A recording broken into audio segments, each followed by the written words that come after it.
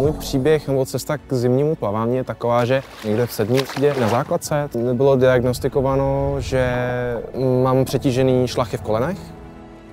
Tím pádem musel skončit s tím tenisem ze dne na den, takže to obračel, bylo to takový jako složitý období.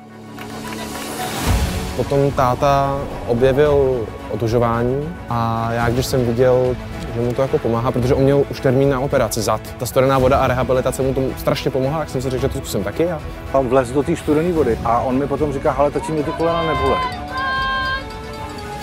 Pak jsme objevili, že v tom jsou závody a to ve mně znova jako probudilo toho sportovního ducha.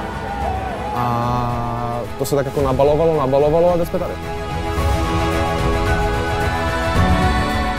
Spoustu lidí říká, že ten La Manche vlastně otvírá dveře do dalších těch extrémních výmyslů, těch šíleností.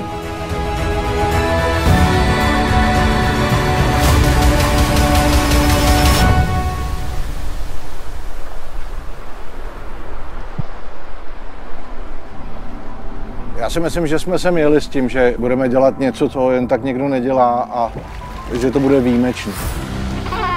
Ale že člověk zažije takovou spoustu věcí na tak nepředstavitelně nádherných místech, to vlastně jako nám všem vzalo dech.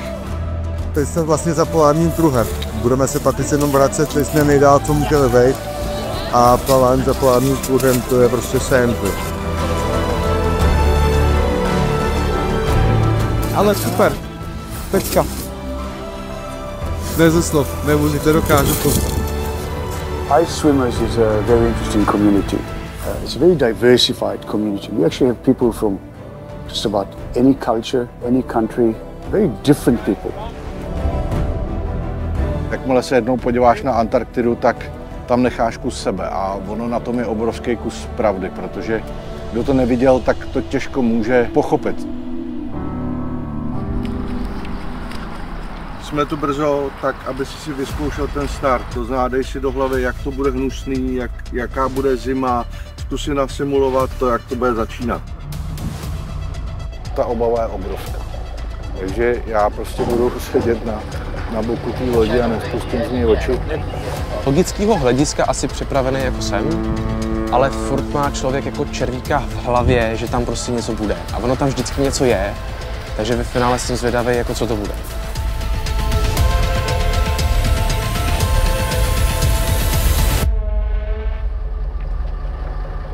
Máme problém s teplotou, protože je zima, musíme ho dostat do sluníčka. No. Za chvilku bude svítat. To jste říkali hodinu a půl zpátky. Ne. Teď se bude lámat chleba po první ránu.